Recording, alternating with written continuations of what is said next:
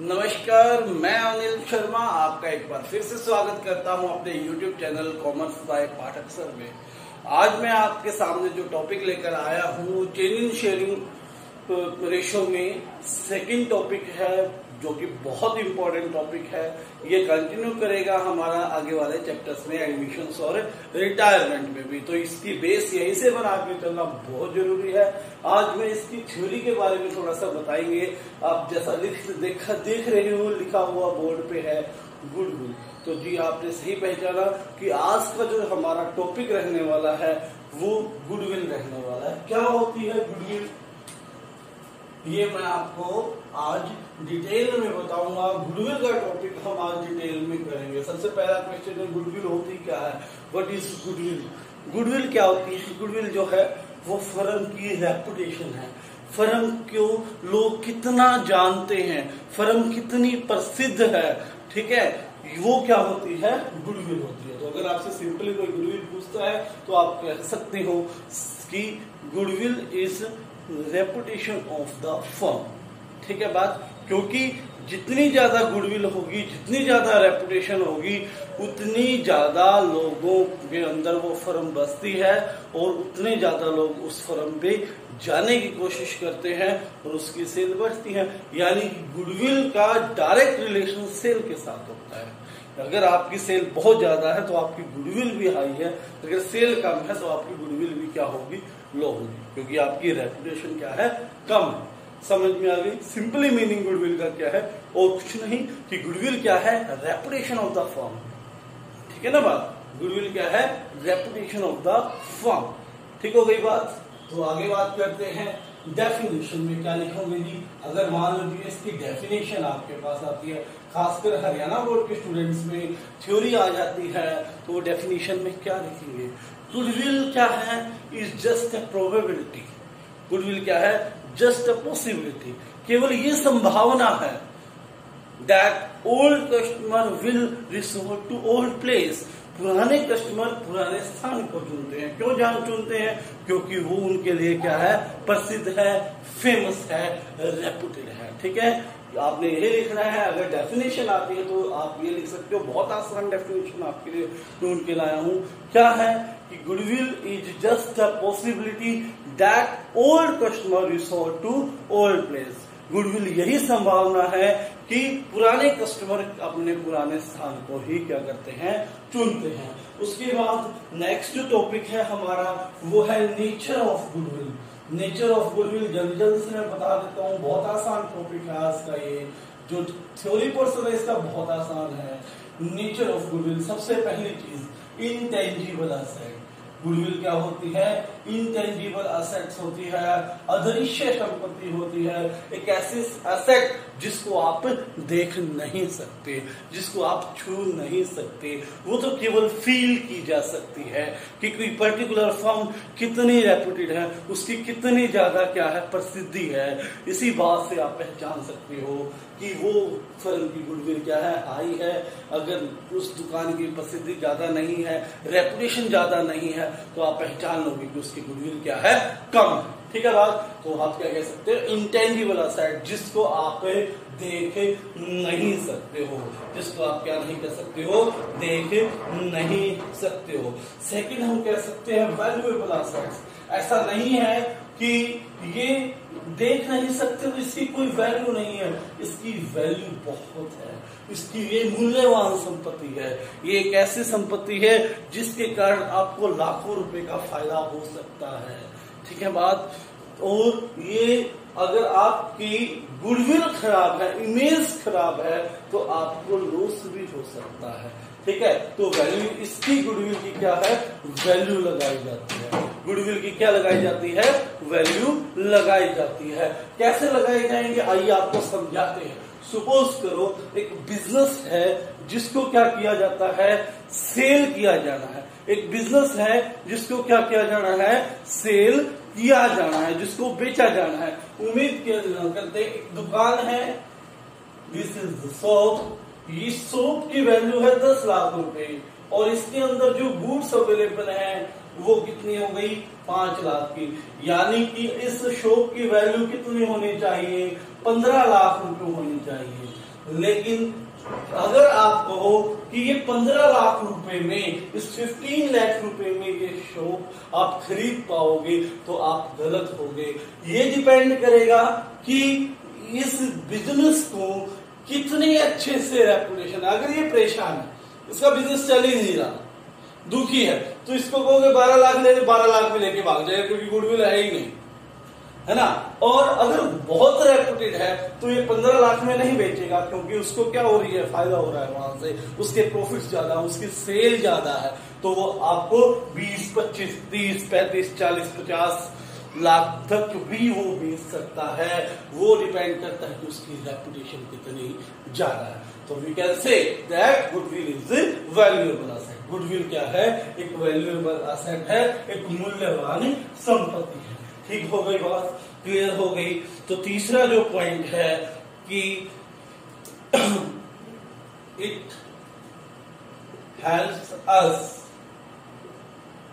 In carrying access profit.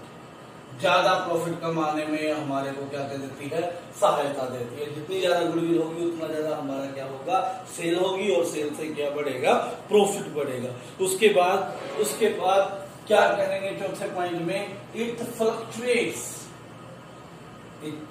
Fluctuates from time to time. ठीक है, एक टाइम हो सकता है आपकी गुडविल बहुत ज्यादा हो सकता है कुछ दिनों बाद वो गुडविल कम हो सकती, यानी कि समय के साथ साथ ये ज्यादा या कम होती रहती है। तो हम कह सकते हैं क्या है, गुडविल क्या होती है, फ्लक्चुएट होती है। गुडविल क्या होती है, फ्लक्चुएट होती रहती है, कम ज्यादा होती रहती है। उसके बाद इसकी वैल्यू कब लगाई जाएगी, केवल तब लगाई जाएगी, valuable only at the time of sale. जब हम क्या करते हैं, पूरा बिजनेस सेल करते हैं, ठीक है, पूरा बिजनेस क्या करते हैं, सेल करते हैं, तभी इसकी वैल्यू लगा सकते हैं। ऐसा नहीं कि कोई आपको कहे भाई मुझे तो गुडविल खरीदनी है, कोई आपकी गुडविल खरीदने नहीं आने वाला। ठीक है ना बात, जब पूरा का पूरा बिजनेस बेचोगे तभी आएगा। ठीक है ना बात, समझ में आ गई होगी ना, कि ओनली गुडविल आप सेपरेट करके नहीं बेच सकते, ना ही उसकी वैल्यू लगा सकते।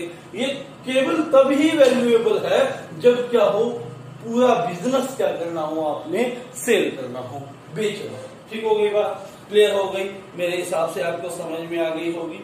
ठीक है, और छठा पॉइंट और दिखा सकता हूं मैं, वो क्या है, difficult to get exact value of goodwill. Goodwill की सही वैल्यू कैलकुलेट करना बहुत डिफिकल्ट है। एग्जैक्ट वैल्यू आप कभी कैलकुलेट नहीं कर सकते। हालांकि हमारे पास 2-3 मेथड है जिसके द्वारा हम क्या कर सकते हैं, गुडविल की वैल्यू कैलकुलेट कर सकते हैं, लेकिन तीनों मेथड से अलग अलग आएगी।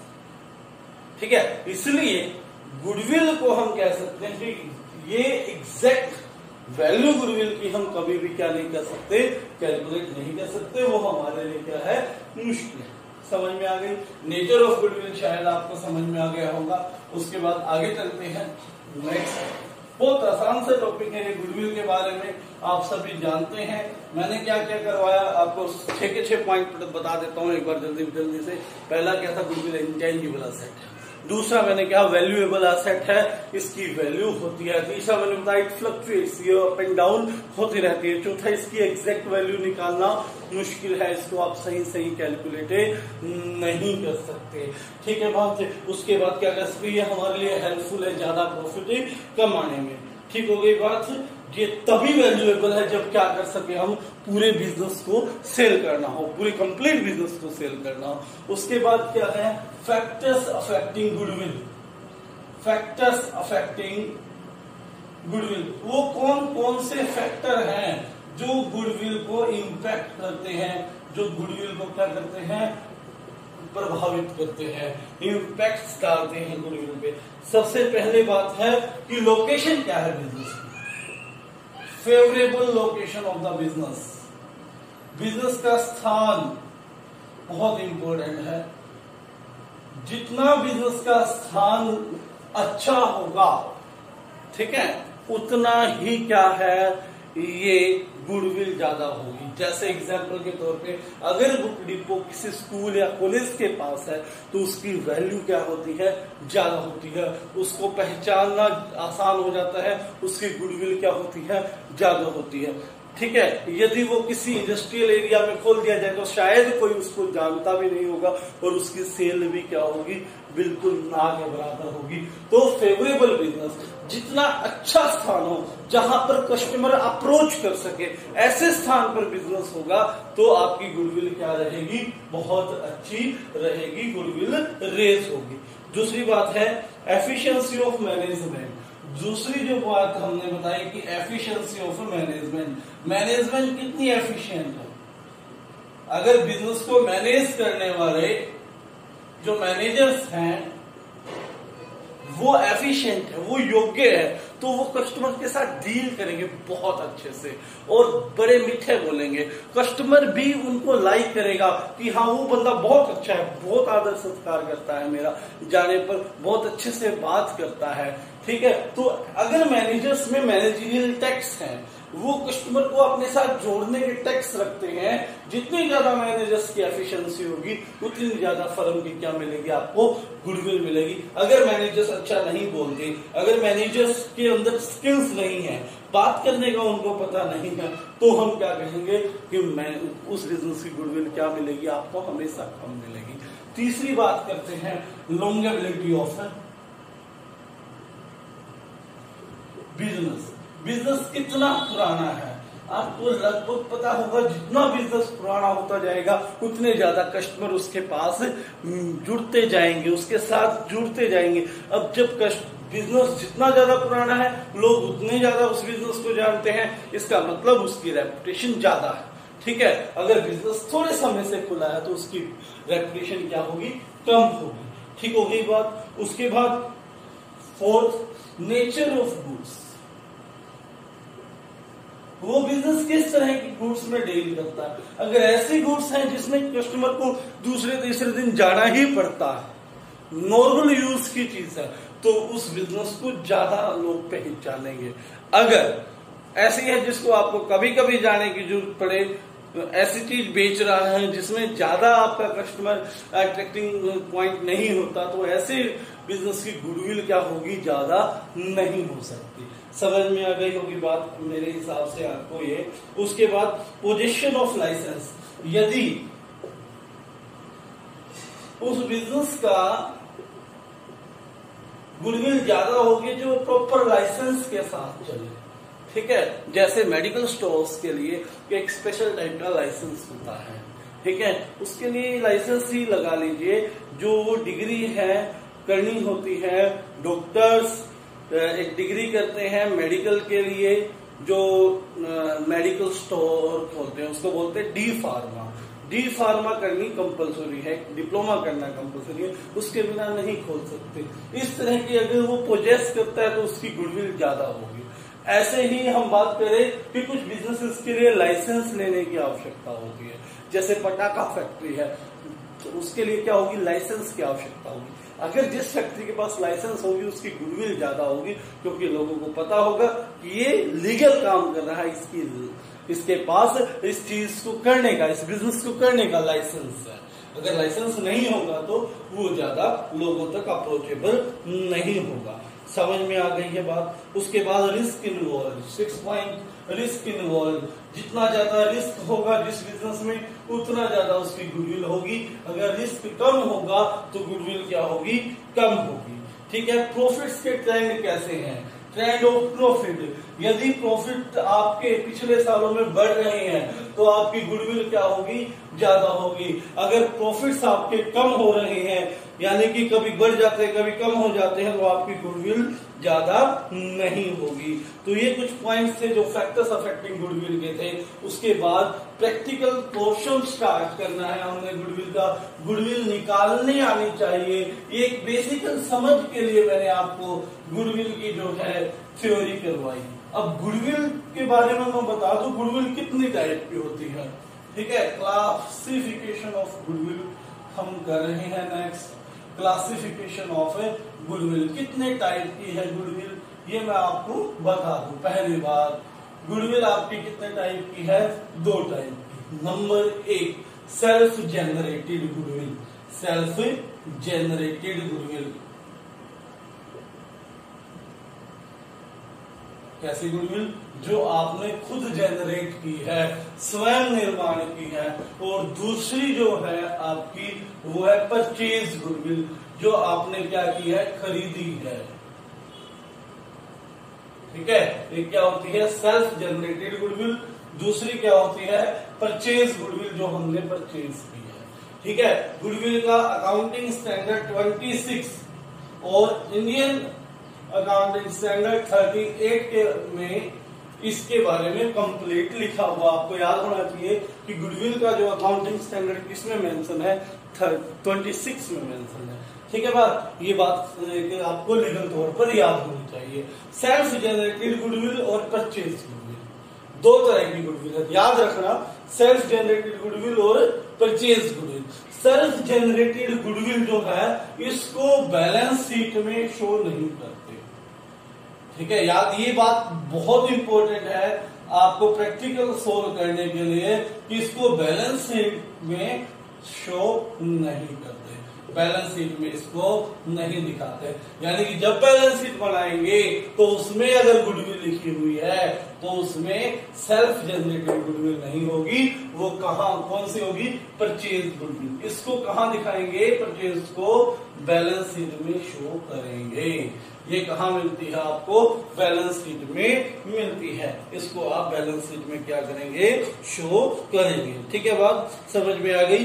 ये परचेज गुडविल होती है जब आपने मान लो किसी बिजनेस को खरीदा। सपोज है आपका बिजनेस चल रहा है, आपने देखा 5 लाख की प्रॉपर्टी थी, ये बिजनेस किसी की दुकान खरीदी है हमने, उसमें 5 लाख का सामान था, 5 लाख का सामान था और 6 लाख रुपए की वो जमीन और क्या थी? बिल्डिंग थी। 11 लाख की चीज अगर आपने 15 लाख में खरीद ली तो 4 लाख रुपए जो आपने पे किए हैं वो क्या है? आपकी गुडविल के। ठीक है, समझ में आई बात। एक दुकान है, उसकी जो लैंड है प्लस उस बिल्डिंग की वैल्यू और उसके अंदर सामान की वैल्यू टोटल बनी 11 लाख, आपने खरीदी 15 लाख, 4 लाख जो एक्स्ट्रा पे किए वो क्या है? गुडविल है। ये परचेज गुडविल होगी। ये आपने खरीदी, ये पैसे देकर आपने खरीदी है, तो इसको बैलेंस शीट में दिखाएंगे। कौन सी साइड दिखाएंगे? असेट साइड दिखाएंगे। ठीक है, इसकी तो वैल्यू आपको पता लग जाएगी कितनी है। लेकिन सेल्फ जनरेटेड की वैल्यू आपको कभी भी सही पता नहीं लगती, वो आपको निकालनी पड़ती है। ठीक है, वो आपको क्या करनी पड़ती है? निकालनी पड़ती है। समझ में आ गई बात? तो इसे आप बैलेंस शीट में शो नहीं करते, ये बैलेंस शीट के बाहर मिलेंगे। ध्यान रखना, आगे जब आप क्वेश्चन करोगे तो आपको 2 तरह की गुडविल मिलेगी, एक बैलेंस शीट के अंदर और एक बैलेंस शीट के बाहर। ठीक है, एक बैलेंस शीट के अंदर, एक बैलेंस शीट के बाहर। अंदर वाली कौन सी होगी? Purchase goodwill. बाहर कौन सी होगी? Self generated goodwill. ठीक है बात, दोनों को ट्रीटमेंट करना सिखाऊंगा आगे आने वाली वीडियोस में। ठीक है बात, समझ में आ गई होगी आई थिंक आपको कि गुडविल कितने टाइप की है, इसको कैसे आप कैलकुलेट करेंगे। ठीक है, तो अब मैं बता दूं कि गुडविल को कैलकुलेशन करने के कितने मेथड हैं। ये कैलकुलेशन ऑफ गुडविल के मेथड है 3। कितने मेथड है? कैलकुलेशन ऑफ गुडविल के 3 मेथड है। 3 methods are there for calculating goodwill. Number 1 average period method, number 2 super profit method, average period नहीं बेटे, average profit method, super profit method, और तीसरा है कैपिटलाइजेशन मेथड। इन तीनों के से रिलेटेड क्वेश्चन है जो हम आगे करने वाले हैं। 2 या 3 वीडियो में जैसे भी कवर होंगे हम कोशिश करेंगे कि इसको कवर करें कि कैलकुलेशन कैसे करनी है गुडविल की। ये बहुत इंपॉर्टेंट टॉपिक है, जो कि हम कल करने वाले हैं। आज के लिए इतना ही, धन्यवाद। इस चैनल को आप सब्सक्राइब करें, वीडियो को आप लाइक कर सकते हैं और इसको शेयर किया करो बेटे, जितना ज्यादा कर सके। एक बच्चा जो देखता है उसको 4 या 5 जगह शेयर कर सकते हैं। ठीक है, आज के लिए इतना ही, धन्यवाद।